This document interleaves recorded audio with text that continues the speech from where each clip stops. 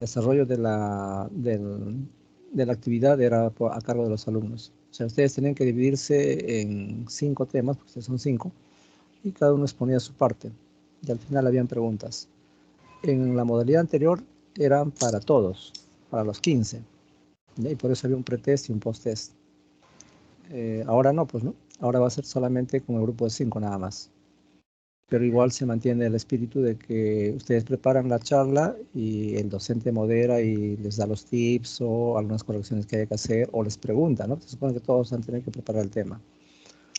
Entonces, así sería la versión para mañana, que sería úlcera péptica. Si están escasos de tiempo, lo podemos pasar para el día lunes en la noche.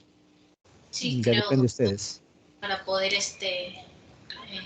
programar, ponernos de acuerdo. Ya, entonces mañana quedarían con la clase teórica de la doctora Coaila. Conmigo no tendría nada. Y el día lunes me toca dictar la clase de semiología de enfermedades gastroduodenales. Y en la noche hacemos el ensayo de úlcera péptica a los 5. ¿Correcto? Ya, entonces quedamos así. Y para el futuro, bueno, yo tengo otra clase el martes, igual, la clase del lunes, el martes y el miércoles la comenzamos a las 8 de la mañana. Ya, el miércoles me toca semiología del hígado y vías biliares. Y luego el siguiente ensayo es sobre hepatitis viral, que va a ser el sábado 14. Ya para esa fecha nos vamos a poner de acuerdo a la disponibilidad de tiempo. Ya, doctor. El martes 17 me tocaría semiología de páncreas y el ensayo de cirrosis hepática con nuestro grupo de 5. Entonces estamos quedando así. Las prácticas normalmente les voy a comentar de que hay días de que de repente no se va a poder en la mañana, pero sí lo podemos en la noche, que son básicamente los días viernes que tengo ocupado todo el día, así como hoy día. Entonces, no sé si hay alguna pregunta del resto de las personas, los alumnos. Entonces, el tema... Sí, dígame. Y referencia a las teorías, todas las teorías que usted va a dictar van a hacerlo en las mañanas, ¿verdad? A las 8 de la mañana. Sí, sí. Y justo me han programado el lunes, martes y miércoles, que sí hay disponibilidad. El martes 17 también. Ya, doctor. Y referencia a los casos clínicos, ¿cómo vamos a manejarlos? ¿Cómo es la metodología? Allí sería bueno innovar. Bueno, yo hago docencia en otras universidades. Hay diversas modalidades, ¿no? Uno es la clásica exposición, donde uno presenta un PPT. Otra modalidad es la simulación invertida, en la cual yo escojo un caso clínico y yo hago de paciente. Entonces ustedes me tienen que entrevistar. Entonces, yo entro, por ejemplo, a la sala virtual. Le digo, Margarita, muy buenas noches. Entonces, usted me dice, sí, tome asiento, cuál es su nombre, qué edad tiene, se me interroga, ¿no? Y yo te voy dando datos. Y luego me preguntas, ¿y por qué motivos viene? Entonces yo digo, bueno, tengo deposiciones sueltas hace 3 semanas atrás y he bajado de peso. Entonces tu diálogo tiene que centrarse en la baja de peso y en la diarrea. Entonces me preguntarás si cómo son sus deposiciones, cuántas veces al día hace, si tienen moco y sangre, si tienen pujo, si tienen tenesmo, cuál es la consistencia, etc. Y respecto a la baja de peso, se tabulará en qué tiempo se perdió el peso, si el apetito está conservado, etc. Posterior a eso, dentro de la amnesis también se puede hacer una ampliación, ¿no? Por ejemplo, pueden preguntar si ha habido fiebre, si se acompaña de náuseas, de vómitos, de dolor abdominal, que son otros síntomas que pueden acompañar. Entonces, ya una vez que han hecho esa parte, el siguiente paso es que ustedes mismos me van preguntando la anamnesis. Me refiero a los antecedentes. ¿Y qué antecedentes ha tenido? Me preguntaron sobre vida sexual, por ejemplo, ¿no? Entonces, de repente hay promiscuidad sexual, entonces ustedes están imaginando que puede haber un HIV, por ejemplo, como expresión de una diarrea crónica, ¿no? Y así. Al final, en el examen físico, que obviamente eso sí no lo podemos hacer, pues es virtual, comentaré pues, ¿no? De que se encontró tal cosa y de acuerdo a eso, qué planteamientos diagnósticos podemos hacer. Los planteamientos diagnósticos se pueden hacer por problemas, se pueden hacer por síndromes o por entidades nosográficas. Cuando es por problemas, dirán, pues, por ejemplo, fiebre de etiología determinar. Ese es un problema. Dolor abdominal de etiología determinar. Si son por síndromes, por ejemplo, pondrán un síndrome pilórico, un síndrome consuntivo, etc. Y si son por entidades nosográficas, plantearán, por ejemplo, una pancreatitis aguda, una apendicitis aguda. Entonces, se pueden hacer los 3 diagnósticos. No siempre es posible en todos los casos hacer los 3 tipos de diagnóstico. A veces todavía la historia clínica es insuficiente para plantear una entidad nosográfica, pero sí podemos plantear síndromes. Y si aún todavía no pudiéramos plantear síndromes, lo podemos enfocar como problemas. Fiebre EAD. EAD significa de etiología determinada. Entonces, finalmente, ese es el objetivo, de que ustedes aprendan a interrogar, ¿no? Entonces, yo los voy a ir corrigiendo, obviamente, qué cosa no preguntó. Por ejemplo, le puedo decir, bueno, Margarita me preguntó tal cosa. Y entonces, todos tienen que estar atentos, indudablemente, a lo que me va preguntando Margarita. Y entonces luego le diré, a ver, Juan Carlos, ¿qué más le faltó? ¿Qué más hubiera preguntado? Ya, Richard, ¿está de acuerdo con eso? ¿Le satisface esa anamnesis? Etcétera, ¿no? Entonces, de eso se trata, que ustedes adquieran el entrenamiento pertinente en qué cosas preguntar, qué es oportuno preguntar, cómo preguntar, porque no es así la semiología fría, sino tienen que saber escudriñar al paciente dependiendo de su grado de instrucción, por ejemplo, de sus principios, de sus formas de pensar. Y vamos a ver que, por ejemplo, cuando hablamos de diarrea, para la persona que viene con una formación cultural muy pobre, de repente un iletrado, diarrea es solamente cuando la deposición es líquida. Entonces, cuando les cuentan la historia, les cuentan la historia que han bajado de peso, que tienen náuseas y vómitos, pero no dice nada de la diarrea.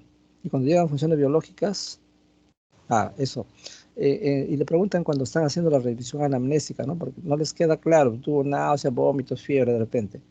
¿Y cómo? ¿Y ha tenido diarrea? Si ustedes le preguntan de esa forma, el paciente no, les va a decir no. Y luego cuando ya pasan a las funciones biológicas, donde se pone el apetito, la sed, las deposiciones, la orina, el estado anímico, la libido, etcétera, la variación ponderal, que esos son los 6 ítems que hay que investigar en funciones biológicas, resulta cuando ustedes le cambian de pregunta, ya no le dicen si ha tenido diarrea, sino simplemente le dicen, ¿y cómo han estado sus deposiciones? Doctora, yo hago 4 o 5 veces al día así pastosas. ¿Pero cómo? ¿No me dijo que no tenía diarrea? No, pues eso no es diarrea.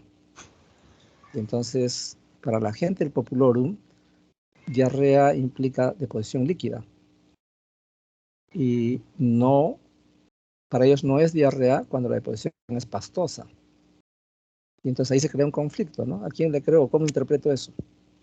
Entonces, mejor no hacer preguntas dirigidas, sino preguntar, ¿y cómo son sus deposiciones? ¿Qué consistencia tienen? ¿Son líquidas, son pastosas, son semisólidas, son formadas? ¿Cómo son?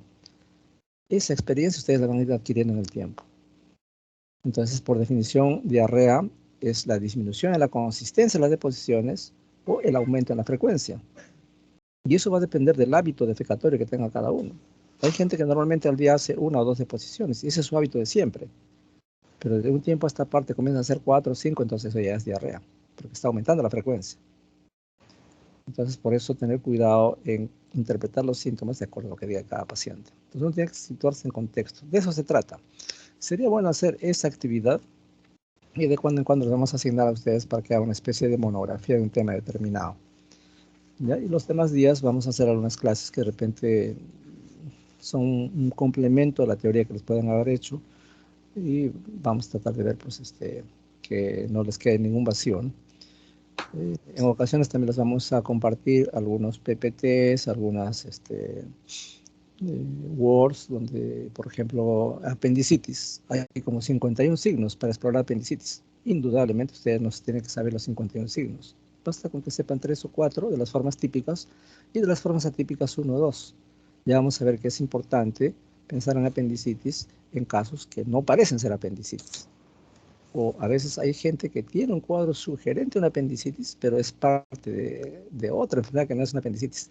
Entonces la idea es no equivocarse en la interpretación de un determinado signo o síntoma. Entonces esa va a ser la modalidad.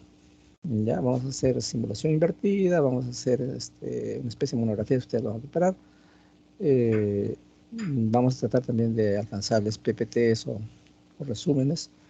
Y las actividades que ya hemos señalado, que son los ensayos, ustedes preparan la exposición, preparan su PPT y lo pasan, pues, ¿no? Entonces yo modero la reunión y hacemos algunas atingencias, algunos aportes. Muy bien. Entonces, no sé si tengan alguna otra pregunta para comenzar. Sí, tengo una última pregunta. Vale. En el sílabo hace mención a trabajos académicos. ¿En qué consiste eso? Es una charla, no quedó claro. No sé si antes de anoche o anoche iba a haber una reunión con la doctora Palomino. Ella, en la noche que tuvo la reunión previa con nosotros, comentó de unas actividades, pero que no estaba muy claro, ¿no? Y que iban a haber algunas modificaciones. No sé si anoche se reunió con ustedes, porque ¿se acuerdan que ayer cuando conversamos les dije de que iba a haber una reunión en la noche? Sí, doctor. Y que iba a ser para Anoche todos, ¿no? Es más, inclusive para te todo. pidió que hicieran alocución a algunos profesores que estuvieran ahí, que se dirigieran a ustedes, ¿no? Sí. Pero estuvimos esperando el link, no sé si se dio la reunión, porque conversé con la doctora Coahuila y con otros médicos y no había ninguna reunión. ¿Tuvieron una reunión finalmente con la doctora Palomino? Sí, doctor. Qué raro, Sí porque hubo no nos dio reunión. el link y no, Dos, y no, dos profesores creo que se conectaron. porque no enviaron el link y tampoco cuando entré al Teams no había ninguna reunión. Entonces por eso yo no estuve en la reunión. Ahí va a ser algunos alcances y hoy día han pasado un nuevo comunicado, no sé si ustedes están enterados, va a haber una segunda convocatoria para los docentes. ¿Les han comentado algo de eso o no? Porque, bueno, resulta pues que son insuficientes la cantidad de docentes que actualmente tenemos, ¿no? Antes en semiología digestiva éramos 8 docentes, 6, 8 docentes, y ahora solamente somos 3. Entonces va a haber una segunda convocatoria para contratar más docentes. En realidad hay presupuesto, pero no sé qué pasa en la universidad que no se ha tomado la decisión de contar con los docentes anteriores, ¿no? Y bueno, un grupo somos contratados y otro grupo somos nombrados. Y encima algunos nombrados han renunciado a dictar semiología con pocos docentes, ¿no? Entonces se han empeorado las cosas. Por ejemplo, en neurología no tenían docentes. Han tenido que coger un docente de clínica, ya no de semiología, sino de clínica. Entonces esa parte. En todo caso, el cargo es a ver las actividades académicas, según lo que han estado explicando, correspondían pues a esto de darles, asignarles trabajo y hacer los videos, que también es otra cosa que se hace en otras universidades, pero que había muchas quejas en el sentido de que no todos tenían la tecnología suficiente y que inclusive la doctora está haciendo una encuesta, que todos dispusieran pues de laptops, PCs, celulares, ¿no? Pero por ahí se filtró la información de que el año pasado o el siglo anterior había un alumno que no tenía nada, ¿no? Ni siquiera teléfono fijo. Entonces, en esas circunstancias, pues es difícil hacer docencia, ¿no? O sea, eh, en otras universidades son grupos de 15 y los grupos de 15 se dividen en subgrupos de 5. Y de esos 5 se subdividen de la siguiente manera. 2 hacen el guión, 2 graban el video y 1 edita el video. Y por cada grupo, por ejemplo, un docente tiene 15 alumnos a su cargo, entonces tienen que subir a la plataforma 3 videos, y de esos 3 videos se escoge el mejor, y eso es parte de su nota. Yo no sé si se va a alcanzar el tiempo, ¿no? Yo encantado de ver eso, ¿no? Pero sería cuestión de que ustedes hagan la experiencia de que sí lo van a hacer video. Entonces, por ejemplo, sería bueno que presenten un video de, eh, de esto que acabo de decir, ¿no? Entonces, para eso, de los 5, 2 hacen el guión. Es igualito que escribir el guión de un programa de televisión, de una novela. Entonces ahí ponen historia clínica, el doctor, ¿cuál es su nombre? Bueno, primero se supone que están filmando, ¿no? Entonces entra al consultorio el paciente, entonces lo saludan, señor Pérez, adelante, muy buenas noches, tome asiento, ¿en qué lo podemos servir? Buenas noches, doctora, he venido por tales motivos, ¿no? Entonces comienza a relatar. Entonces en el guión pone, saluda al paciente. Entonces, ¿cuál es su nombre? El paciente le da su nombre. ¿Qué edad tiene? Todo eso se escribe en el guión. Eso está a cargo de 2 alumnos. ¿Qué cosas tienen que preguntarle? ¿Y qué cosas tiene que responder el paciente? El supuesto paciente. Entonces, el paciente va a tener que ser pues, un familiar de los 2 que les ha tocado hacer la grabación. Porque los 2 primeros han hecho el guión. Los 2 segundos han tenido que hacer la grabación. Y en esa grabación habitualmente hay que escoger un familiar, pero es un poco tedioso porque muchos familiares pues, no tienen conocimiento técnico de un médico, ¿no? Entonces, pero bueno, esa es la realidad, ¿no? Porque el paciente obviamente no estudia semiología, como hemos comentado varias veces, y entonces uno tiene que buscar formas de preguntarle. Entonces, todo eso se va grabando. La primera parte es la anamnesis, luego ahí paran el video y luego lo llevan a la camilla, que puede ser un sofá, y ahí lo examinan. Ya ustedes previamente han leído qué cosas tienen que examinar, pues, ¿no? Y obviamente estas dos reuniones que vamos a tener, la primera y la de hoy, tal vez la subsiguiente, vamos a complementar. Normalmente en el hospital, lo que yo les hacía era ya en físico, en vivo y en directo, les enseñaba a preguntar esto que hemos hecho en la primera sesión, y en la segunda sesión les enseñaba a examinar. Cogíamos a uno de los alumnos y lo examinábamos totalmente, ¿no? Todo el abdomen. Entonces, algunos chicos filmaban eso y entonces ya tenían un modelo para poder desempeñarse como tal. Pero ahora por la vía virtual, la modalidad es esa, ¿no? De que si ustedes están motivados, pudieran grabar un video y se califica el video, ¿no? Y obviamente yo lo veo en la plataforma y les digo, mire, se han equivocado en esto, debieron preguntar a SAM. Es una experiencia interesante porque se van a dar cuenta de que lo que es teórico no siempre se puede preguntar, porque uno es el nerviosismo de estar frente a cámaras, dos, la falta de conocimientos hace que uno no sepa qué cosa va a preguntar y se quedan cortos con una semiología de 3, 4 líneas en cuanto a la enfermedad actual. Entonces todo eso hay que ir corrigiendo, cómo se utilizan los conectores, qué preguntas hay que hacer, qué preguntas hay que negar, etcétera, ¿no? Entonces, de eso se trata lo que corresponde a esa actividad que me acabas de preguntar. Si ustedes están de acuerdo, lo podemos hacer. Yo no tengo ningún inconveniente, es una experiencia muy bonita, interesante. Y ya en el tiempo, cuando pasen los años, ustedes se van a dar cuenta cómo preguntar. Es lo mismo que a los chicos les ocurre cuando hacen su historia. Cuando están en la forma presencial, en cada rotación tienen que hacer 1 o 2 historias y eso lo tienen que presentar tipeado y un folder de Manila. Entonces yo los reviso y los califico y les voy poniendo qué cosas han fallado y se los devuelvo, ¿no? Obviamente, cada alumno que ha hecho su historia en vivo y en directo con su paciente, lo llevamos al terreno. No es que queda en casa, sino nos vamos al terreno con la paciente que ha entrevistado, ¿no? Entonces, ahí los pongo a los 5. Entonces, la doctora tal comienza a presentar paciente, mujer de tanta edad. Entonces, yo le pregunto al que está escuchando, ¿qué más le hubieras preguntado tú? Tal cosa, pregúntale, y le preguntan a la paciente y van saliendo nuevos datos, ¿no? Entonces, ponerles en evidencia algunas cosas que quedaron pendientes. Esa es la otra modalidad cuando es en vivo y en directo, pero cuando es a través de los videos también se puede hacer esa corrección, pues, ¿no? Entonces, yo tengo que ver el video que ustedes han elaborado. Pónganse de acuerdo, me avisen a la próxima, no me den una respuesta ahora, porque de repente es prematuro, porque no hay mucho tiempo, no están habituados, pero esa es la modalidad que se hace actualmente. ¿Ya? Lo piensan y me avisan. Si desean hacer el video, se divide en los 5. Podemos quedar en el que, por ejemplo, puedan trabajar una apendicitis aguda. Entonces, 2 hacen el guión, 2 examina, perdón, 2 filman y 1 edita el video. Pueden ponerle música de fondo, cortar aquí, cortar allá, etcétera. Tal vez eso lo podemos hacer para los últimos días en la cual ya tienen cierto entrenamiento, cierta expertise de tanto el examen físico como de qué cosas preguntar. ¿Correcto? Listo. No sé si hay más preguntas. No. Gracias, doctor. Ya, pues comenzamos, ¿ya?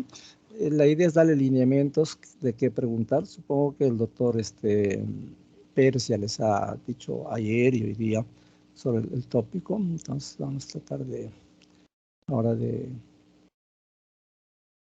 repente algunas cosas repetir y otras enfatizar la que corresponde a la entrevista de los pacientes y que examinar indudablemente. ¿Se ve la transparencia? ¿Se ve? No, doctor. Ahora, No sale la proyección.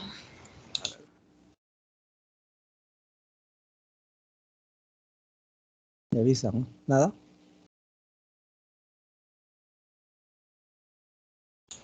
Ahora sí, doctor. Ya ¿Ya? podemos Está. ver. Okay. Bueno, entonces vamos a continuar con lo que habíamos conversado el otro día.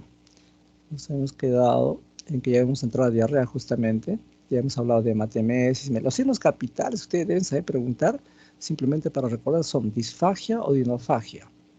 De eso ya hemos conversado y hoy día la doctora también, o mañana la doctora les va a hablar bastante sobre eso, sobre semiología de esófago. Y los dos síntomas cardinales son disfagia o dinofagia, que ya están en autos.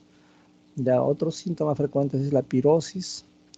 Ya hemos hablado de los vómitos, tanto en contenido, si de acuerdo a la presentación, si son postprandiales inmediatos. Hemos hecho las diferencias entre hematemesis y hemoptisis, pregunta de examen de todos los años. Son 4 las características, ¿no? Uno es con la tos y el otro es con el vómito. Uno tiene pH ácido, el otro tiene pH alcalino. La sangre roja biorutilante en la hemoptisis, en la hematemesis es color oscuro. Básicamente son las diferencias que ustedes tienen que establecer. Melena es de posición pastosa, fétida. ¿Y qué más? Pastosa, fétida y ¿qué dice Margarita? Oscuro. Negras, como brea o marrón oscura, ¿no? Muy bien.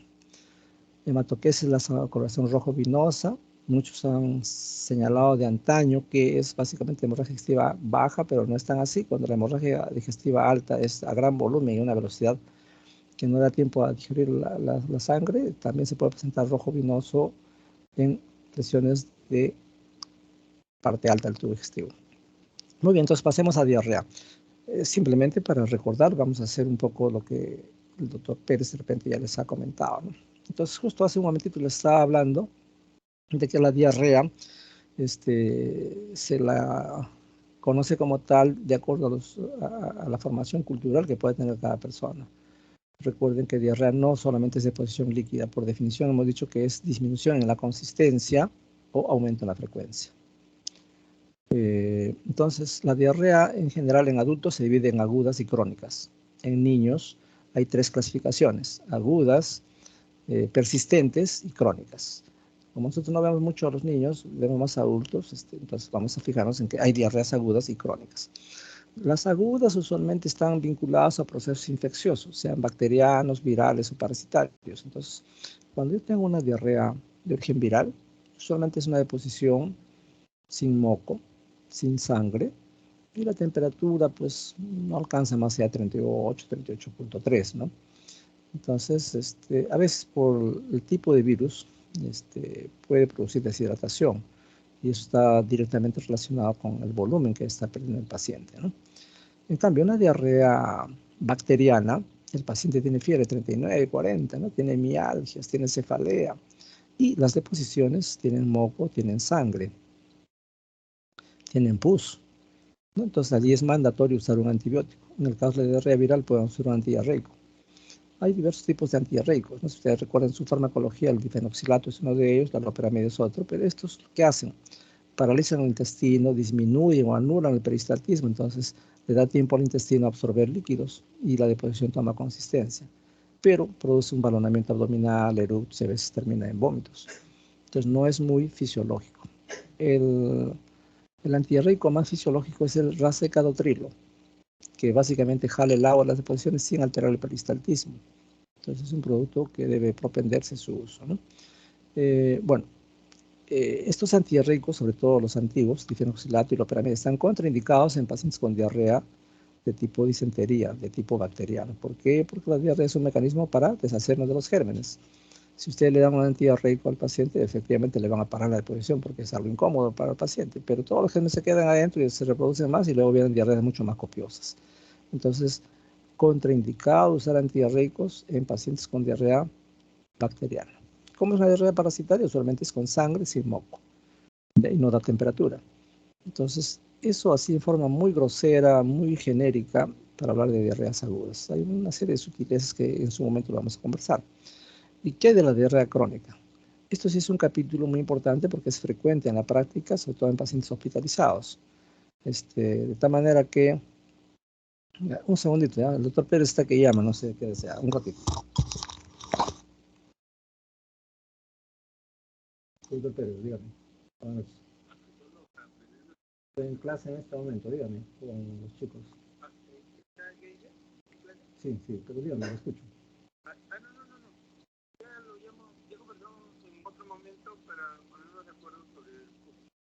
Ya, ok, ok. Perfecto.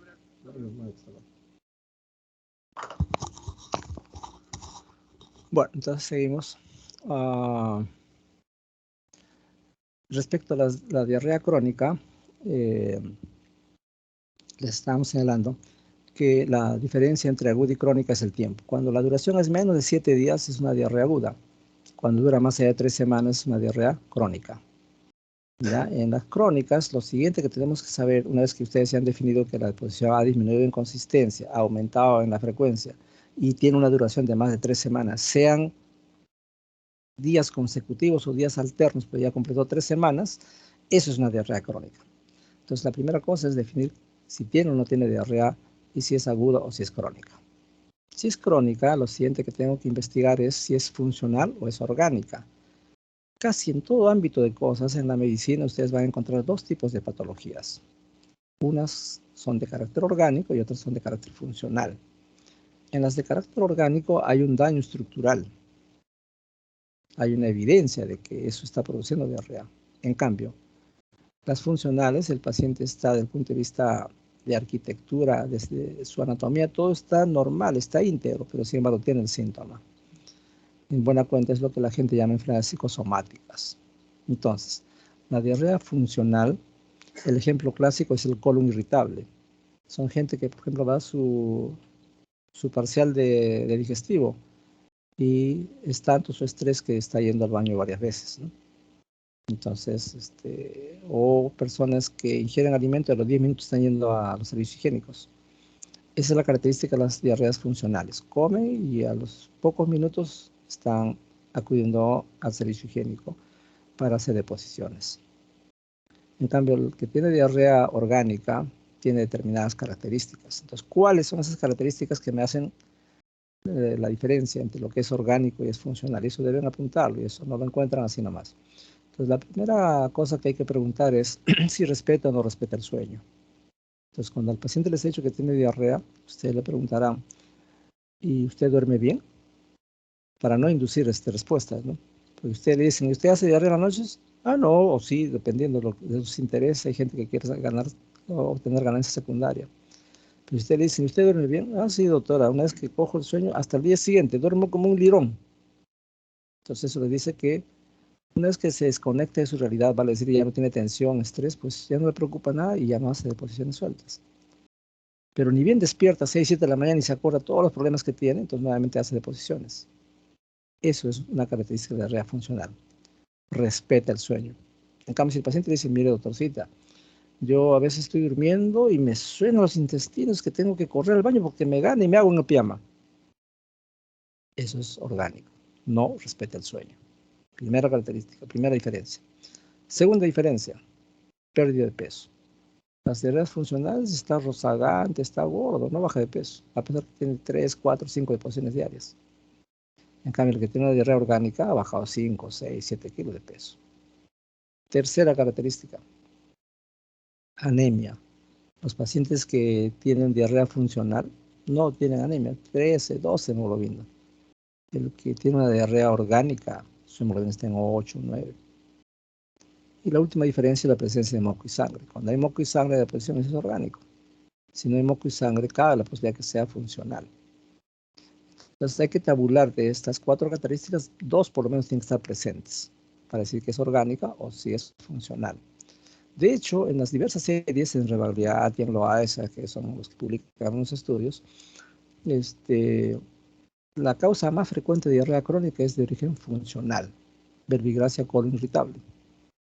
Sin embargo, de buenas a primeras no le podemos decir al paciente, oye, usted está nervioso, usted va a dar su examen de semiología, por eso está con diarrea. No. Primero tengo que descartar causas orgánicas. Y después, como descarte, diré, mire, todos los exámenes están negativos, usted tiene diarrea funcional. Es por tensión, por estrés.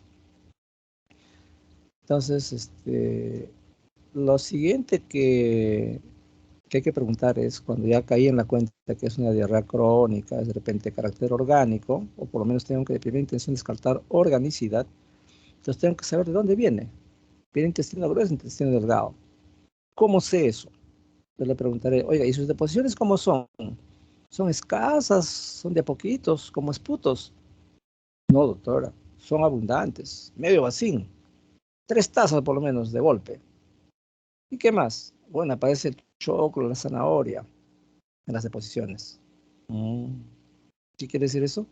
Que hay un síndrome de mala absorción. ¿Dónde se absorben los nutrientes? En el yeyuno y en el ilion. Por lo tanto, si la deposición es abundante con resto de alimentos o parcialmente digeridos, eso es intestino delgado. ¿Qué hay allí? Puede haber un linfoma, puede haber una enfermedad de Crohn, una tuberculosis intestinal. Recuerden que la tuberculosis intestinal, la zona más frecuente, de más frecuente afectación es la región iliocecal. Entonces, en nuestro medio somos campeones en tuberculosis, por lo tanto, nuestra primera chance es la tuberculosis ileal.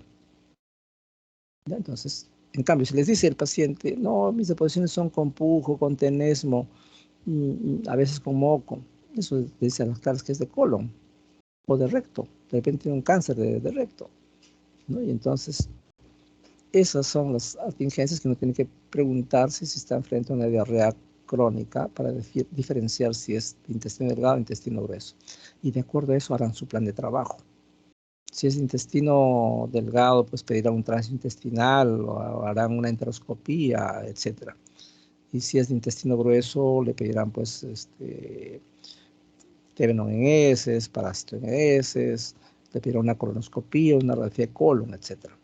Para eso sirve este esquema. Entonces, repito, primero tengo que saber si tiene diarrea o no. Si tiene diarrea, tengo que saber si es crónica o aguda. Si es crónica, tengo que saber si es orgánica o funcional. Ahora, de hecho, si yo quiero abordar la parte de la diarrea orgánica, las 4 causas más frecuentes de diarrea crónica son: 1, tuberculosis intestinal; 2, infección por HIV; 3, enteroparasitosis; y 4, intolerancia a la lactosa. Entonces, en mi anamnesis, ¿qué le tengo que preguntar? Pues le diré, oiga, ¿y usted come en la calle? Sí, doctora, yo salgo de mi casa a las 5 de la mañana, voy al trabajo, pero tengo que comer en la calle, no puedo regresar a casa. ¿Y suelo comer verduras?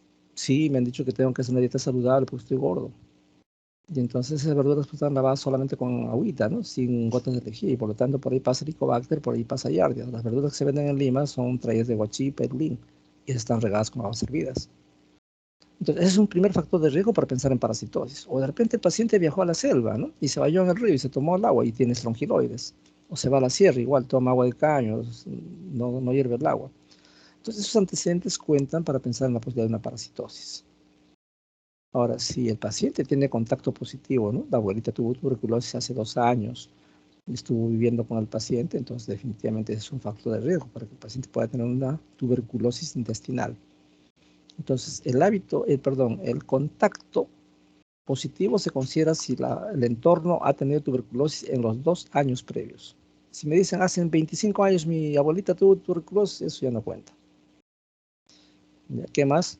O de repente algún vecino o en la universidad tiene una amiga que está tosiendo y todavía está en estudio. Entonces, esos son factores que nos deben ir a hacer pensar en que puede ser una tuberculosis intestinal. Recuerden que en Lima, 9 de cada 10 personas tienen tuberculosis primaria. Ustedes van a un supermercado, están viajando en un autobús, alguien tose y disemina todos sus bacilos de Koch. Entra a sus pulmones, ahí hace un cuadro agudo, se forma el complejo primario, hace tos, un poco de fiebre, pero si tiene buenas defensas, pues ahí queda la tuberculosis, ¿no? Se inflamó el ganglio, una linfangitis y ahí quedó. Y está con sus bacilos, no están muertos, están encarcelados en los ganglios. Eso se llama tuberculosis primaria, 9 de cada 10 personas lo tienen en Lima. ¿De qué depende que pase una fase secundaria? Es un paciente desnutrido, tiene HIV, usa corticoides, estudia y trabaja, no duerme bien, etc. Entonces sus defensas bajan y pasa una fase secundaria, la cual tosen, botan flema y de ahí se va a cualquier parte del organismo. Una de ellas es el intestino. Entonces, tener en cuenta eso, ¿no? La epidemiología. En Perú, la alta tasa de tuberculosis debe hacer pensar como primera opción eso, tuberculosis intestinal. De hecho, que la tuberculosis puede afectar desde la boca hasta el recto. Sin embargo, la zona de mayor afectación es la región iliocecal. Muy bien. Y entonces la tercera causa es infección por HIV. Entonces le preguntarán, pues, cómo es su actividad sexual, ¿no? Qué preferencias tiene, ¿no? Si es heterosexual, si es homosexual, si es bisexual, si es transexual, ¿no? Con todo respeto, obviamente, ¿no? Haciéndole entender de que eso forma parte de la investigación para determinar cuál puede ser la causa. Si le dice, pues, que es un promiscuo, que tiene parejas por aquí y por allá, pues de repente no le quieren preguntar eso, se sienten cortos. Entonces ustedes pueden preguntar en forma indirecta, ¿no? ¿Y usted qué se dedica, no? ¿Qué actividades hace? Entonces, por ejemplo, si es un camionero, es un policía, es un soldado, es un médico, esos son unos bandidos, pues, ¿no? Tienen por aquí y por allá a sus chicas, ¿no? Y entonces habrá que sospechar que probablemente, si es que tiene promiscuidad sexual, esa sea parte de una infección por HIV, o sea, tener relaciones con prostitutas. Ahora, muchas veces el rostro de los pacientes con HIV eran las amas de casa, ¿no?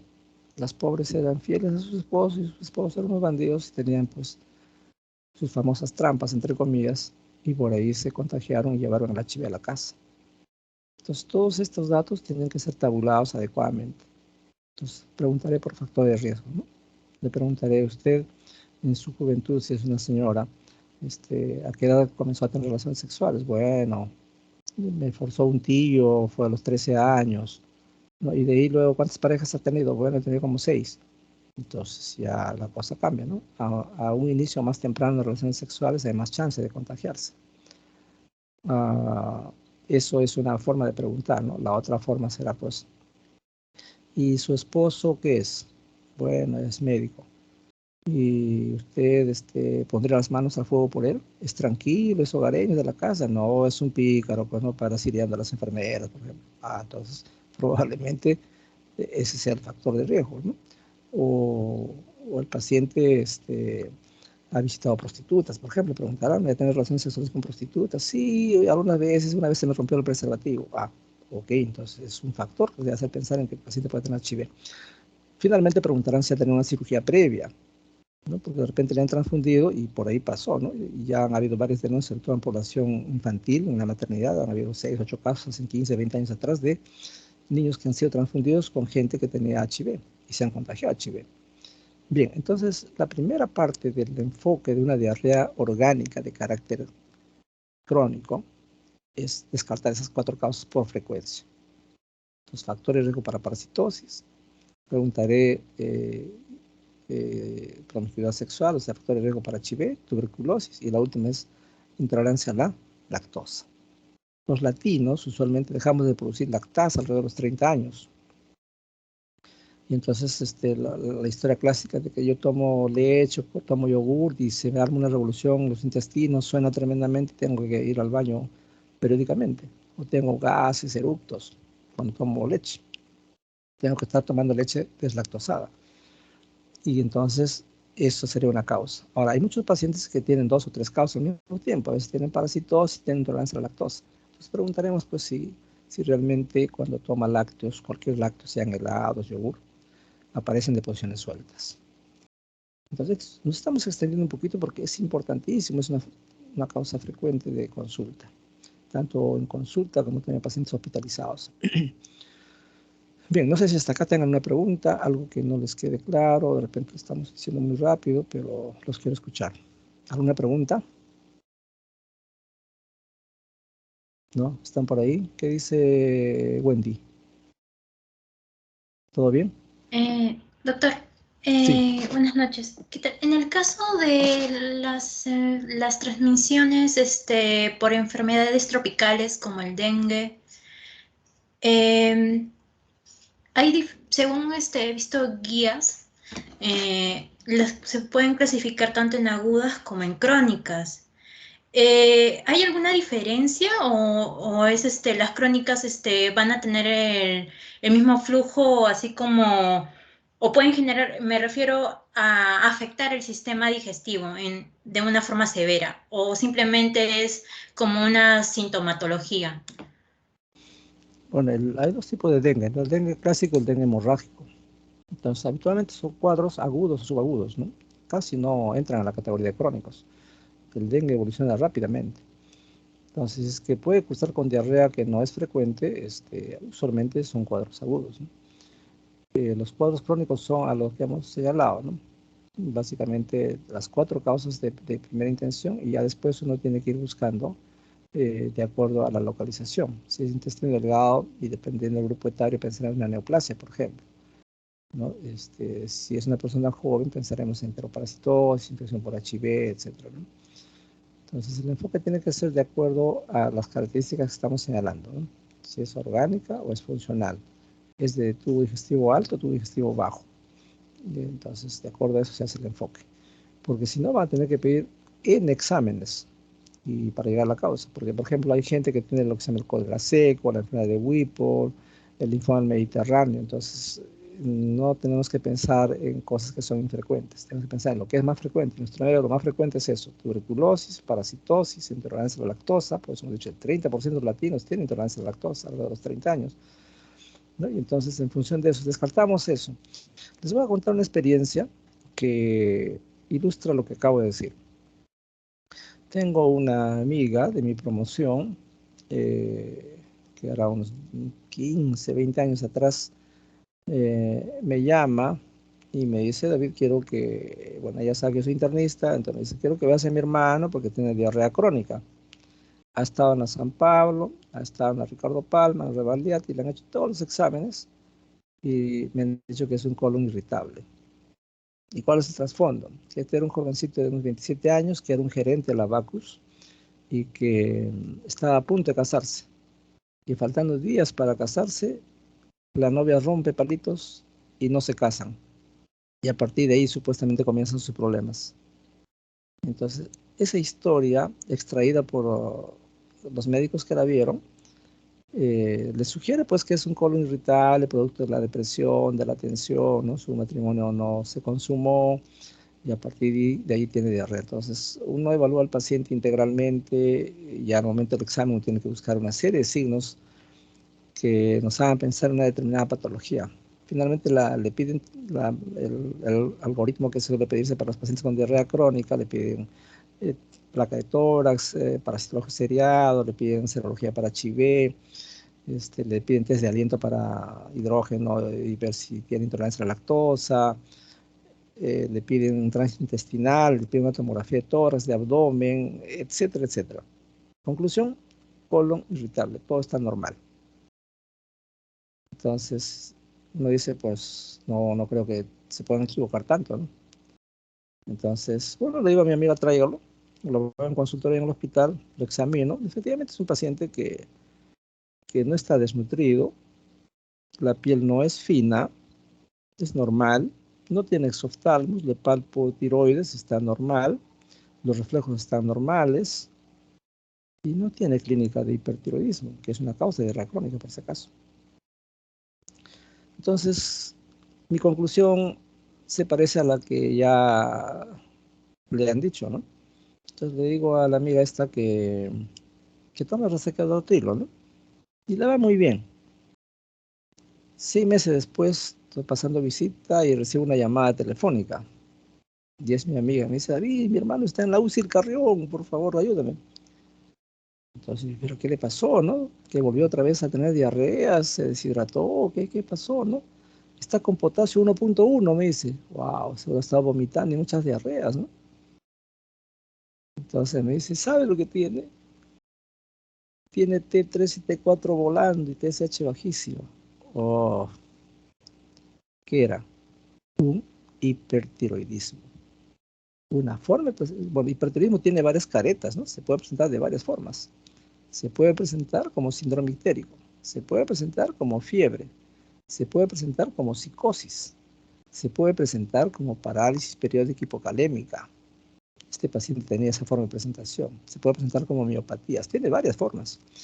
Entonces, en este caso, el paciente algo nos quería decir, pero que nadie imaginó que tuviera un hipertiroidismo. Yo enfáticamente pongo la mano al fuego, porque yo lo examiné, ¿no?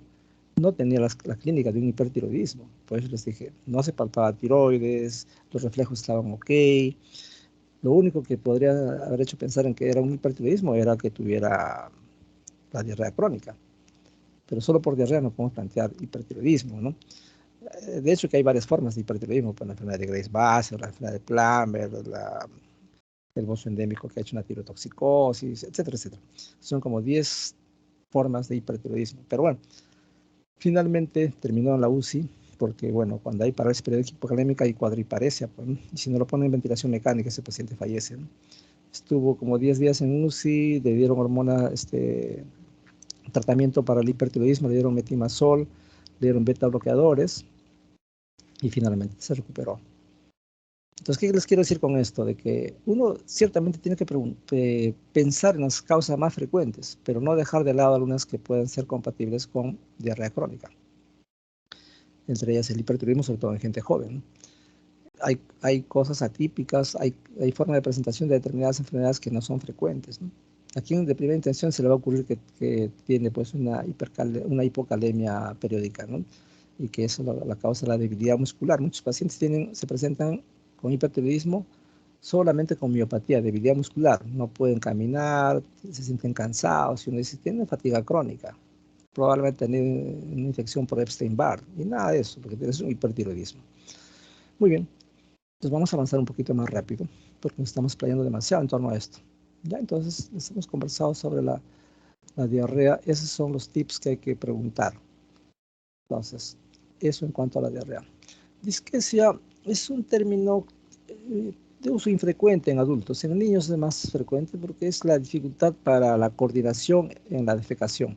¿En qué consiste? Normalmente cuando se va a defecar, el piso de la pelvis se relaja y entonces la presión abdominal hace que las deposiciones salgan.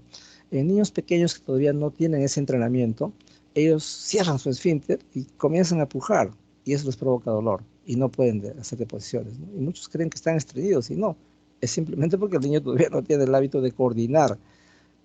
Para hacer las deposiciones tiene que comprimir la prensa abdominal y relajar el piso de la pelvis. Ellos no hacen eso. Al contrario, hay un estado hipertónico al recto y pujan y entonces les provoca dolor. Y lloran, ¿no? Y nadie le entiende, porque el niño no puede hablar, ¿no? Entonces la disquesia es una cosa que se ve en niños, ¿no? Estreñimiento. Bueno, el estreñimiento es una situación en la cual pues escapa el hábito defecatorio normal. Si una persona hace deposiciones todos los días y ahora hace cada 2 días, eso es estreñimiento, ¿no? Hay mucha gente que puede tener estreñimiento pertinaz, a veces son 6, 7 días que no hace deposiciones, entonces cuando ya se demora mucho tiempo uno tiene que pensar en que puede haber un dolicomegacolon, hay una deposición que está impactada significa que se ha pegado mucho a la pared del colon y no sale, ¿no? No sale la deposición. También pensar en pacientes que puedan tener un daño neurológico. Por ejemplo, los pacientes que tienen infección por HTLV1 dañan todo lo que gobierna el tránsito intestinal, lo que gobierna la evacuación de la vejiga y la erección.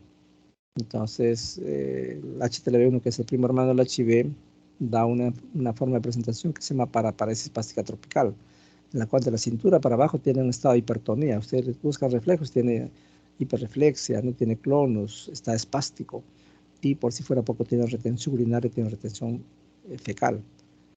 Hace infecciones urinarias a repetición por la retención vesical y a veces hay que sacar las deposiciones con la mano porque ellos no defecan 7, 10 días. Entonces, una cosa es el estreñimiento pertinaz y otra el estreñimiento convencional, ¿no? Entonces hay que preguntarse cuál es el hábito defecatorio y de acuerdo a eso, cada qué tiempo hace deposiciones, ¿no? El tenesmo se refiere a aquel deseo de volver a hacer deposición después que usted ya hizo la deposición. Entonces, la persona va, se ocupa en los servicios higiénicos, ya se limpió, está saliendo y otra vez le salta el deseo de defecar. Regresa, se siente y no sale nada, ¿no? Eso se llama tenesmo rectal. Tiene que ver con procesos inflamatorios del recto o del colon sigmoides. Encopresis es una situación que no suele verse en población adulta, más se ve en niños, asociado principalmente a factores de carácter psicógeno. También se ve en cuadros orgánicos, ¿no? Es una evacuación intestinal involuntaria la mayoría de las veces, en la cual las heces se le escapan literalmente. En adultos también se da eso, lo que le llaman el signo del mal amigo. A veces quiere echarse un gas, un pedo, y le salen heces, ¿no? Hay causas orgánicas y psicógenas. Las causas orgánicas están vinculadas principalmente a Trypanosoma cruzi, ¿no? Que es la enfermedad de Chagas. Pero en adultos vemos muy poco esto, es más en niños. El dolor abdominal es otro capítulo enorme, enorme y de suma importancia que ustedes tienen que saber preguntar. Bueno, estos tipos ya en la clase correspondiente se les va a revisar cuando es somático, visceral, referido, pero ustedes tienen que saber qué cosa preguntar. Entonces hay reglas mnemotécnicas. Esta, por ejemplo, utiliza un acróstico que es Alicia para decir en qué momento aparece, la localización, intensidad, el carácter, reacción, alivio. Entonces, básicamente, cuando ustedes investigan a alguien que les dice que tiene dolor abdominal, tienen que preguntarle, pues, dónde está localizado, ¿no? Ya vamos a ver que la localización puede ser en cuadrantes o en las 9 regiones, ¿no? 2 hipocondrios, 2 flancos, 2 fosas ilíacas derechas, un epigastrio, un mesogastrio y un hipogastrio. Entonces, uno tiene que saber la localización. 2, tienen que saber el tipo de dolor, ¿no? No es lo mismo un dolor urente a un dolor tipo cólico, retortijón, a un dolor sordo. Entonces, eso tienen que ser bien enfáticos. Todas las vísceras huecas dan dolor tipo cólico, tipo retortijón, sea un cálculo que está migrando por las vías urinarias, sea un cólico de gas, etc. Entonces, si le dice, doctor, es tipo cólico, es tipo retortijón, entonces el problema está en víscera hueca. Pero si les dice, es tipo ardor, quemazón, y es a nivel de epigastrio, bueno, probablemente una gastritis, ¿no? Si les dicen, esta es una forma de cómo los pacientes no pueden identificar el tipo de dolor. Y entonces, ¿cómo le duele? Bueno, me duele pues acá en la boca del estómago, casi todo el hígado y la parte izquierda también, ¿no? Pero ¿qué características tiene? ¿Es como una presión, como un golpe de puño? ¿Es como un cólico? ¿Es como una hincada? ¿Es como un latido? ¿Cómo es ese dolor? Dolor, pues doctor, dolor. ¿No entiende qué es dolor? Te dicen. Y cuando no pueden interpretar, a eso se llama dolor sordo. El dolor sordo es propio de la pancreatitis. No tiene una característica específica. No es tipo lancinante, tipo hincada. No es tipo ardor. No es tipo cólico. No es tipo opresivo, gravativo, opresivo. No es así. Entonces, cuando no pueden explicar, eso se llama dolor sordo y es característico de la pancreatitis. Entonces, ojo con el tipo de dolor. Hay que preguntar bien cómo es el dolor en cuanto al tipo, ¿no? Luego, la intensidad. Traten de usar la escala visual analógica del dolor. Te le dicen, del 1 al 10, ¿cuánto es su dolor? Bueno, un 2, 3 es soportable. No, me hace llorar, 9, 10. Obviamente no está feliz como para decirlo como lo estoy diciendo. Están muy adoloridos, ¿no? Sobre todo las neoplasias que infiltran tejidos, terminaciones nerviosas, pues es un dolor importante. Tienen que usar morfínicos, ya no le hace nada a los analgésicos convencionales. Entonces la intensidad les va a graficar frente a qué posibilidad podemos estar. Si es un 7, 8 de 10, definitivamente es un dolor muy, muy importante, probablemente asociado a una neoplasia o a un proceso severo, serio. Luego hay que ver la irradiación. Si ustedes le dicen, comienza en la boca del estómago, luego se va hacia la región del mesogastrio por el ombligo y se ubica en la fosa ilíaca derecha, la primera chance es que es una apendicitis, porque esa es la metámera de la cual se originan esas vísceras, por eso comienza en la boca del estómago y en 24 horas se localiza en la fosa ilíaca derecha para pensar en la apendicitis. Si les dice, mi dolor es en el hipocondrio derecho, pero también me duele el hombro derecho, por el mismo motivo, es un dolor que pueda tener que preguntarse de esa forma, ¿no? Otro aspecto importante es tener en cuenta lo siguiente. Si mi dolor es importante en el abdomen, yo tengo que preguntarle, ¿dónde comienza el dolor? ¿Comienza adelante o comienza atrás? Si comienza adelante y luego se va hacia atrás, ese es un dolor que se está irradiando de la parte anterior a la región posterior, por lo tanto es una patología de abdomen. Si es al revés, no doctora, mi dolor comienza atrás y luego se viene adelante, es más, se va hasta la ingle, se va hasta el testículo, se va hasta los labios. ¿Qué es eso? Es un cálculo renal que está migrando. Entonces, atención a la música, como decía Bacon. Si viene de atrás hacia adelante, es una víscera retroperitoneal. Si está de adelante hacia atrás, es una víscera que está anterior al peritoneal que está irradiando hacia la parte posterior. Luego hay que señalar lo que se llama la posición antálgica, ahí lo ponen como alivio. La posición antálgica es aquella posición en la cual el paciente adopta dicha posición y le calma el dolor.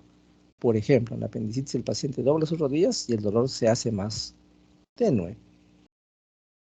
Sin embargo, existen patologías que no tienen posición antálgica. Entonces, ustedes en su historia pondrán, no encuentra posición antálgica. ¿Cuál es esa? La pancreatitis. La pancreatitis da un dolor intenso, 9 de 10, 8 de 10, que al principio le ponen diclofenaco, es agua para ellos, no les hace nada. Le ponen ketorolaco, ketoprofeno, no le calma. Pasan a tramadol, no le calma. Pasan a Paxeris, tapetandol, no le calma. Tienen que poner a veces morfina. Es un dolor muy intenso. En medicina hay 3 dolores que son intensos. De solo provocar dolor pueden producir shock.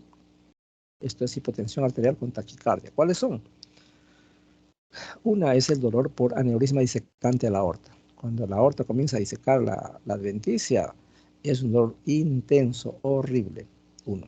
Dos, el dolor por pancreatitis. Requiere morfina. Y tres, el cólico nefrítico. Esos que tienen cálculos en los riñones saben que es un dolor muy intenso. No se lo desean ni al peor enemigo. Es un dolor muy, muy intenso que a veces requiere morfina. Obviamente hay otras patologías como el infarto miocárdico, que puede doler bastante, la trombosis mesentérica, la embolia pulmonar, etc. Pero bien, entonces por eso es importante cuando hablamos de abdomen, señalar la posición antálgica. Y la única que no tiene posición antálgica es la pancreatitis. Yo por eso a los alumnos les digo, se pone decúbito dorsal, decúbito lateral, decúbito ventral, así se ponga de cabeza, no le calma el dolor. Es un dolor muy, muy intenso. Entonces eso caracteriza la pancreatitis. Y después ahí faltan pues factores desencadenantes. Mi doctor, ayer yo me comí un pescado frito, 2 huevos fritos y palta.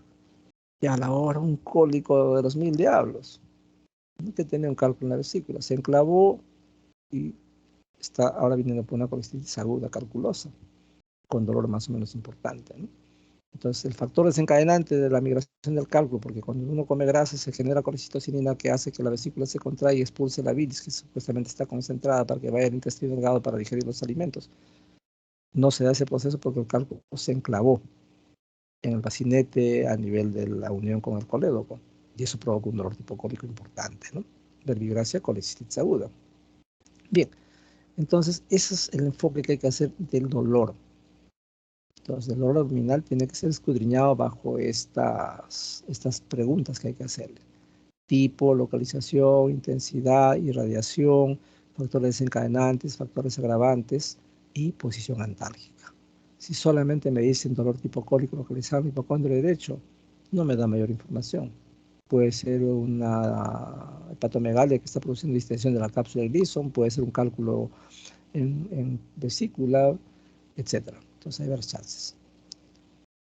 Bien. Entonces seguimos avanzando.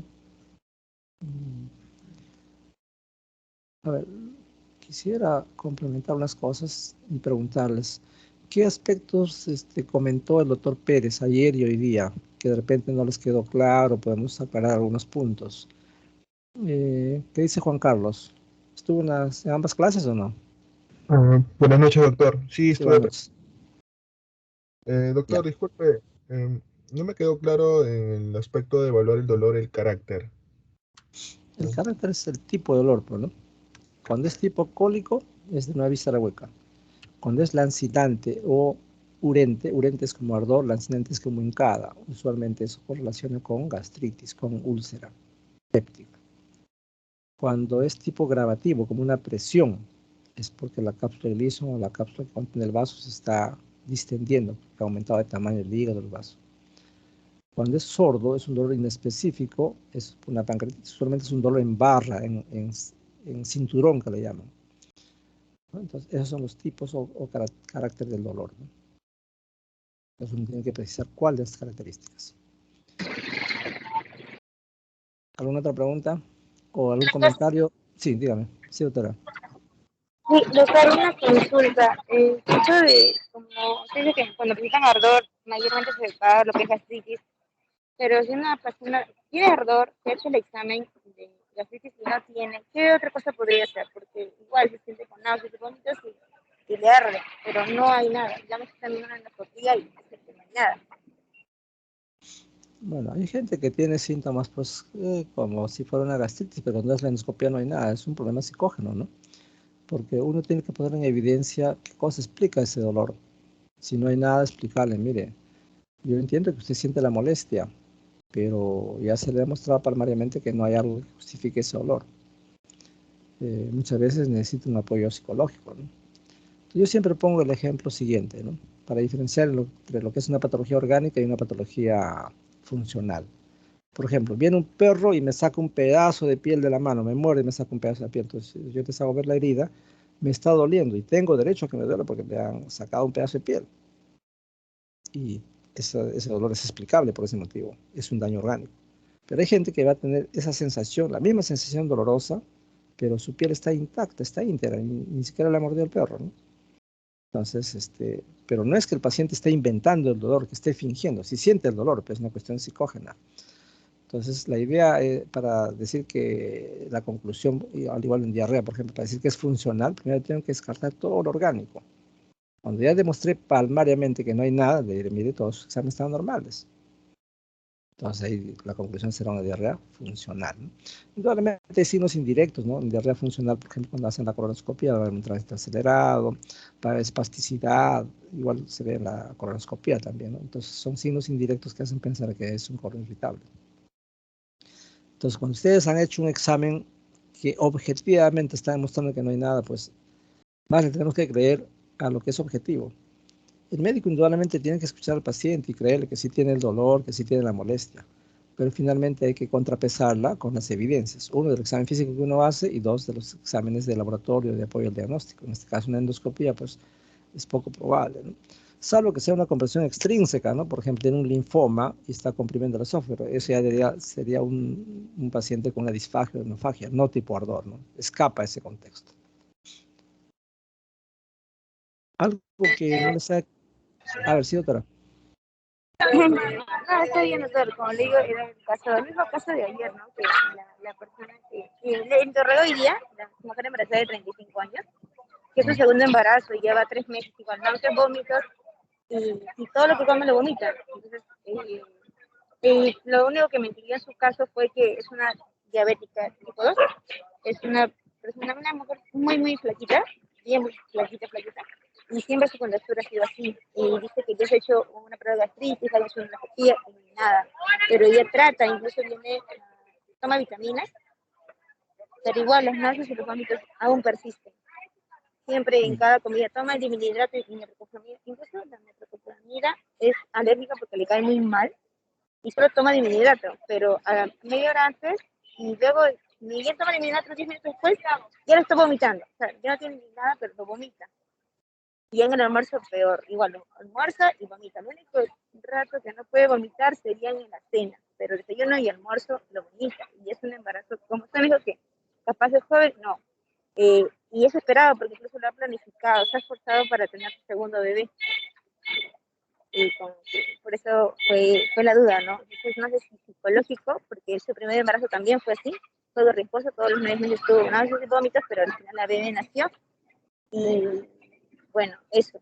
El doctor lo único que le ha dicho es de que es parte de tu embarazo, por tu embarazo tienes náuseas y vómitos, es normal, igual trata de comer, si lo vomitas, tranquilízate, toma agua y sigue comiendo, pero no le dan una solución de por qué esas náuseas, por qué esos vómitos. Y es preocupante porque tiene ya 3 meses de embarazo. Claro, si es la historia previa de lo mismo, está relacionada propiamente al embarazo, ¿no? Por ejemplo, ¿qué puede ser lo más grave que le puede estar pasando? Que tenga una hipertensión endocraneana, en la cual hay vómitos, ¿no? Pero si están precedidas de náuseas, eso le quita peso, ¿no? En ese caso, pues, se puede tener un cáncer, por ejemplo, un glioblastoma, pero no tiene las características. El glioblastoma da focalización y usualmente es un paciente pues, que ha bajado de peso y que tiene vómitos explosivos sin estar precedido de náuseas. Eso hace la diferencia, ¿no? Si él tiene náuseas, su problema es a nivel del tubo digestivo, que puede ser un problema funcional, un problema orgánico. Si ya le están demostrando mediante una endoscopia que no hay nada, valdría la pena que lo evalúe a psiquiatría, ¿no? Y el manejo sería a ese nivel. Ahora, de hecho, que hay que darle satisfacciones al paciente, ¿no? Una forma de hacerlo sería dándole una doble medicación para evitar las náuseas y vómitos. En este caso, un antiemético de acción central y otro periférico. Como comenté ayer, domperidona o metoclopramida es uno y el otro dimitrinato, y en terapia combinada. Y si no resultara con horario, habría que poner infusión. Entonces, en ese caso, tiene que estar hospitalizada, ¿no? Al frasco de dextrosa se le agrega 3 ampollas de dimidrinato y eso le pasa en 24 horas, produciendo un alivio permanente, ¿no? Porque generalmente las personas que vomitan, cuando le ponen el grabol, le calma un ratito y a las horas otra vez está con vómitos. Si usted se asegura una infusión continua, lo más probable es que ya no vomiten, ¿no? Hasta que progrese su embarazo. Y siempre está el riesgo de lo que les he conversado, ¿no? La ataxia de Wernicke, la encefalopatía de Wernicke, gente que es vomitadora y no come bien, depleta sus niveles de tiamina y al final hacen ataxia, hacen nistagmus, y es un problema eso, ¿no? Bien. Muchas gracias. ¿Alguna otra pregunta o algún otro comentario? Algo que me haya quedado bien claro de parte nuestra, doctor Pérez. Doctor, ¿me Doctor, escucha? Sí. ay, A ver, primero Richard, luego Juan Carlos. Sí, Ya. Richard. Doctor, una consulta, bueno, me causa curiosidad. En este caso, si tenemos que averiguar, como usted decía, ¿no? El dolor quizá posiblemente del paciente es intenso. Y obviamente va a haber pacientes de que quieren que calme su dolor ya, porque es demasiado fuerte. Y entonces como que estar preguntándole todo esto, o qué se hace en esos casos, ¿no? Cuando el dolor es demasiado intenso y no soportan, por así decirlo, ¿no? Bueno, generalmente son pacientes que acuden a la emergencia. En la emergencia de entrada le ponen un antiespasmódico que puede ser iosina, ya si no calma pasan a tramadol de frente, ¿no? Y si aún así se queja, da alaridos de dolor, pues es un paciente que amerita ya morfina, ¿no? Mientras le hacen los estudios. No es que tengo que hacer los estudios y demostrar el diagnóstico y de ahí recién le doy el tratamiento, no es así. O sea, sobre la marcha, si le va estudiando, se le maneja el dolor, ¿no? Cuando el dolor es importante y produce hipotensión, produce taquicardia, pues no está jugando, no está inventando, eso no se puede inventar, es real. Por lo tanto, amerita morfina, ¿no? Entonces, te indica morfina mientras ya tú lo vas interrogando y lo vas preguntando. Ese debe ser el enfoque, tanto en emergencia como en piso. Hay gente que en piso, por ejemplo, hace una trombosis la mesentérica. Estaba tranquilo hasta el día anterior y de un momento a otro es un dolor intenso. Y está haciendo una trombosis de la mesentérica. Y si no lo piensas, pues se te pasa el diagnóstico y eso puede terminar en muerte. Entonces, uno tiene que examinar bien, escuchar bien al paciente y obviamente calmarle su dolor, ¿no? Ok. Juan Carlos. Gracias. Sí, Juan Carlos, querías preguntar algo, creo. sí, doctor, disculpe. Bueno, me llamó la atención cuando habló de la constipación y en este caso, ¿cómo diferenciar una constipación funcional orgánica en un paciente pediátrico menor de 1 año? O sea, ¿qué es lo que tenemos que evaluar? O sea, la frecuencia, tal vez no. En este caso, este paciente recibe lactancia materna y está recibiendo apoyo de fórmula, ¿no? Y presentan constipación 1 vez por semana al grado de lastimar, ¿no? el esfínter anal, ¿no? En este caso, ¿cómo yo podría diferenciar si es funcional o orgánico? Usualmente los niños no suelen cursar con trastornos funcionales, ¿no? Sobre todo los neonatos. Entonces acá probablemente lo que está haciendo es una disquesia, ¿no? La cual no tiene entrenamiento para relajar el esfínter del ano y puja y eso le provoca dolor. Entonces esa experiencia la va a adquirir en el tiempo, ¿no? Para defecar tiene que relajar el piso de la pelvis y de ahí recién pujar. Si puja primero con contracción del esfínter anal o del piso de la pelvis, le va a producir esa sensación de dificultad para evacuar con dolor. Ahora, muchas personas lo que hacen es colocarle un termómetro para estimular la deposición. Si son heces caprinas, ya entra en juego la dieta, ¿no? La lactancia materna total favorece que el niño no esté estreñido, pero cuando ya se da fórmula, lamentablemente todo le aprovecha y no hay fibra, no hay residuos para que haga deposiciones blandas, entonces tiende a estreñirse. Entonces esa parte debería ser corregida, ¿no?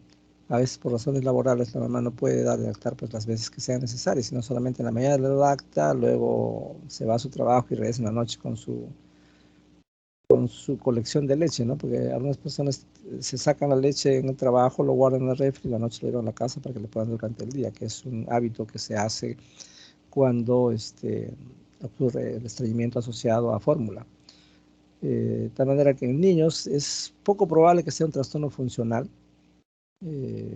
más es uno por falta de tener experiencia en relajar el piso de la pelvis y dos por la dieta, que cuando le dan mucha fórmula tienden a estreñirse, ¿no?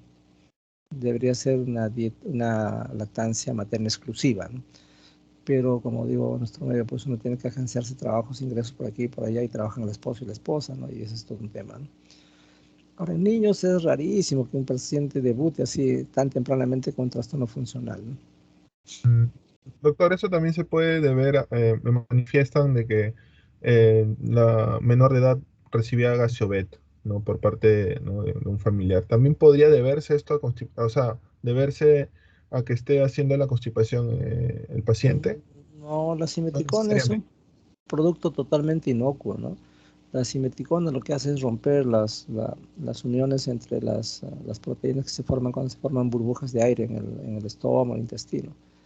Entonces es un producto totalmente inocuo, ¿no? Que no tiene nada que ver con estreñimiento. Simplemente es para eliminar gases por arriba y por abajo, pero no induce mayor estreñimiento, ¿no?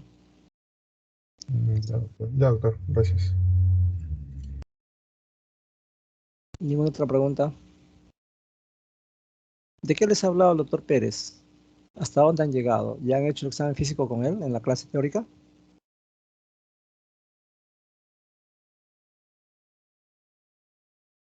Dice, bueno, ¿ya está en la clase o no? Sí, doctor.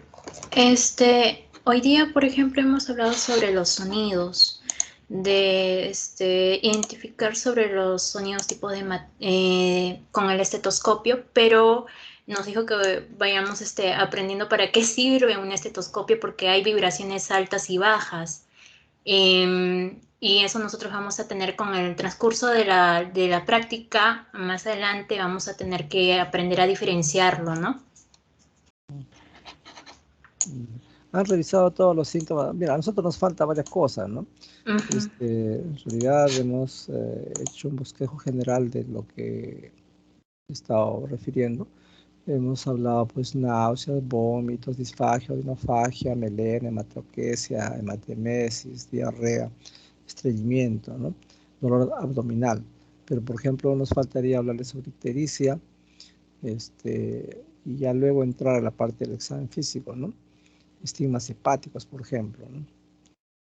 La parte del examen físico no han tocado más con el doctor, ¿no?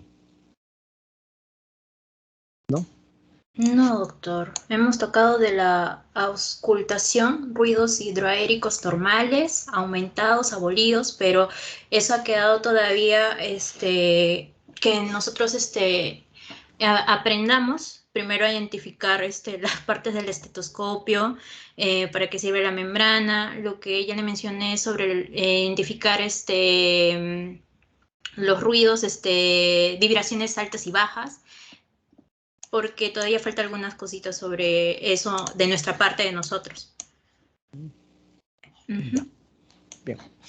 Entonces, esto sería en resumen algunos de los síntomas. Estaría pendiente todavía lo de ictericia. En la siguiente sesión podemos complementar y ya ver algunas partes del examen físico, ¿no? Inspección estática, dinámica, la palpación, percusión y auscultación, ¿no? Y ya después vamos a comenzar a desarrollar punto por punto, ¿no? Trastorno del esófago, reforzar lo que diga mañana la doctora Coaila y los demás temas, pues, que están pendientes. Entonces, el lunes a las 8 de la mañana estaríamos viendo en la plataforma a los 15 alumnos para hablarles sobre patología gastroduodenal. Eso sería todo de mi parte. No sé si tengan una otra pregunta, algún otro requerimiento. Doctor, una consulta. Me acuerdo que una vez, yendo a un colegio para, contabilizar, casos de anemia, una mamá me consultó de que su hijito no puede, absorber el hierro, por ejemplo, pero tampoco podría, no puede tampoco, absorber las vísceras. Era una persona que había migrado de otro país y entonces le habían detectado que en el transcurso, o sea, de que se mudó, el niño desarrolló lo que es la mala absorción alimenticia y que, como que se le estuviera desarrollando, o de repente ya tuvo, o ha tenido por nacimiento el síndrome de Crohn, si no me equivoco.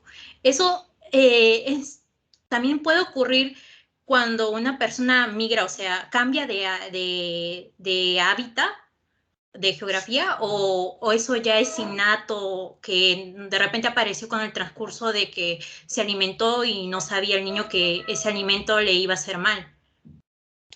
A ver, ¿dijiste enfermedad de Crohn o Crohn's?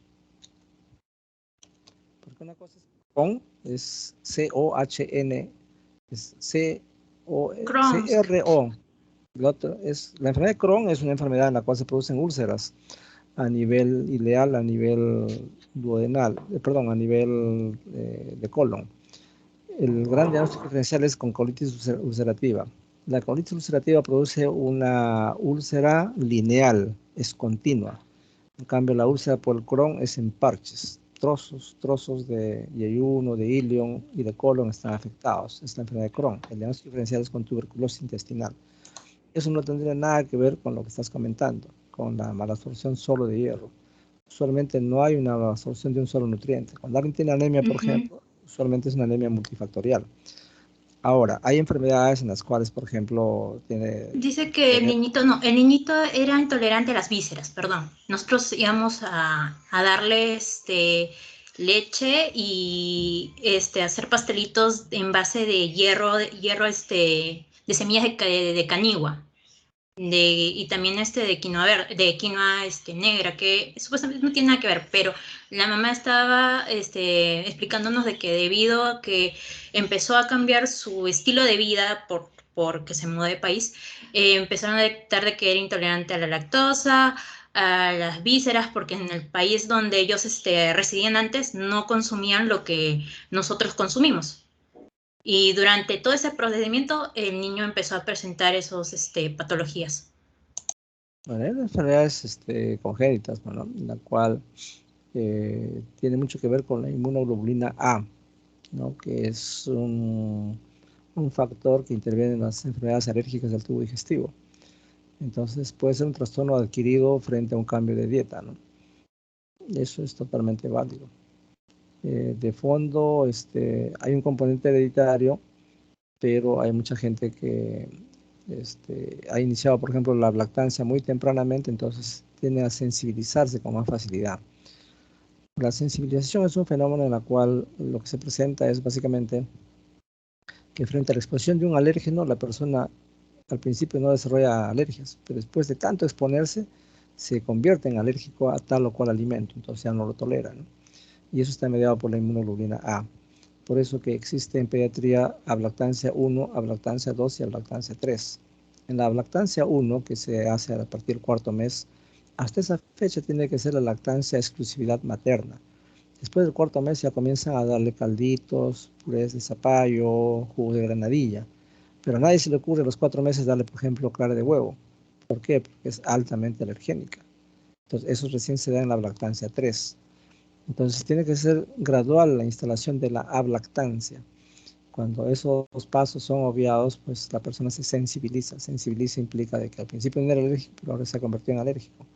Y es por cambio de una dieta que no le corresponde todavía, ¿no? Eso mismo ocurre en gente que viene de países desarrollados en la cual no consumen estos alimentos que tú estás señalando y cuando vienen a nuestro medio, su intestino no está habituado a recibir ese tipo de alimentos y desarrolla finalmente una alergia, ¿no? Trastornándola transformándose en una alergia o una intolerancia a determinados nutrientes. De hecho, que hay enfermedades que tienen que ver, por ejemplo, con la intolerancia al gluten, ¿no? Que produce diarrea crónica, inclusive, ¿no? Y que produce un síndrome de mala absorción. Pero eso es otra cosa, ¿no? Eso no es un trastorno adquirido. Allí hay anticuerpos, antiglutaminasa, por ejemplo. Es una enfermedad autoinmune. Las enfermedades autoinmunes, el organismo no reconoce las células como propias y las ataca formando anticuerpos. Entonces, ese es otro tipo, es otro capítulo, ¿no? Bien, no sé si hay otra pregunta.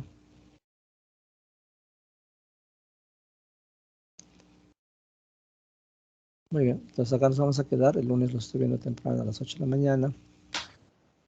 Doctor, sí.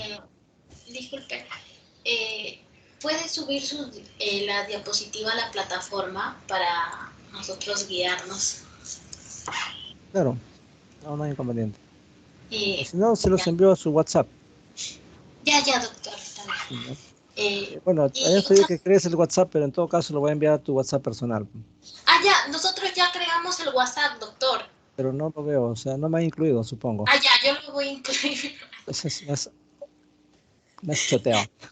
Pensé que debíamos hacerlo en grupo, pero yo lo incluyo.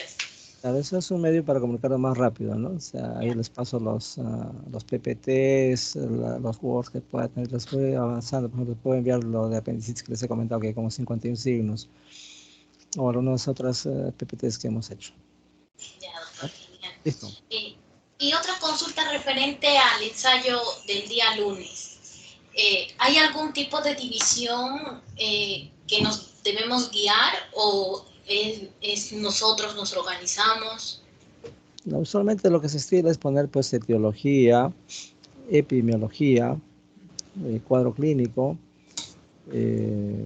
complicaciones, cómo se hace el diagnóstico. El tratamiento sí lo dejaremos para más adelante, pero pueden tocar muy someramente, ¿no? A veces son muchas personas y no hay de qué hablar, entonces ya pueden tocar el tratamiento. Pero esa es la plantilla, ¿no? O sea, etiología, epidemiología, si se puede, de hospitales de nuestro medio y a nivel mundial también, cuadro clínico, cómo se hace el diagnóstico, complicaciones, pronóstico y tratamiento, ¿no? Si se puede abordar todo eso, en buena hora. Ya les va a servir inclusive para el capítulo de gastro cuando les toca hacer gastro. Pero acá el énfasis es en la semiología y fisiopatología. Pero si pueden explayarse un poco más, en buena hora, ¿no? O sea, de la hora que vamos a disponer, si son 5, cada uno le tocaría más o menos 15 minutos para que hayan 5 minutos de preguntas por cada uno. Pero las preguntas van a ser al final, ¿no? Cuando hayan terminado de exponer los 5. Ya, doctor. Y el día lunes, Ustedes se dividen los temas para no estar sí, imponiéndoles. ¿a qué hora programaríamos A las 7 de la noche. 7 de la noche? Ya, doctor. Quedamos así entonces. Ya, doctor. ¿Okay? Muchas gracias. Muy buenas noches. Buen fin de semana. Hasta luego. No, disculpe, ¿siempre el horario va a ser 7 de la noche? Sí, probablemente. Lo que pasa es que yo trabajo en la clínica, entonces estoy terminando 6 y media. En forma virtual, ¿no? Y por eso el otro día les pregunté a uno de ustedes, o no sé si a ustedes fue, sus disponibilidades de horario, ¿no? Que acá los tengo justamente. Justamente quería saber si iban a comenzar psicopatología, ¿no? Ética tiene de 1 a 4. Para mí es literalmente imposible, pues ahora estoy en la clínica, ¿no? De 4 para adelante hasta las 6 y media, todos los días. De repente, si es que están cansados, pues un poquito más tarde, a las 8, si les gusta, ¿no? Sí, por favor, doctor, es que yo solo trabajo a las 7 y hasta llegar a mi casa 7:40, 8 de la noche. Sí, podemos hacer salvedad, pues es cuestión de ponernos de acuerdo. En todo caso, el lunes puede ser a las 8, ¿no? Este lunes. Si todos están de acuerdo, obviamente, ¿no? Porque de repente se cruza con las actividades de la otra persona, entonces tampoco se quiere colisionar con todos. O un término medio puede ser 7 y media, ¿no? Pónganse de acuerdo y me avisan. Yo estoy disponible a partir de las 7 de la noche para adelante. O ya quedamos ahora. ¿Qué dicen?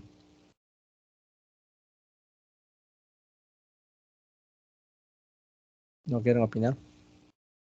O en privado quieren ponerse de acuerdo y me avisan. ¿Qué dicen, chicos?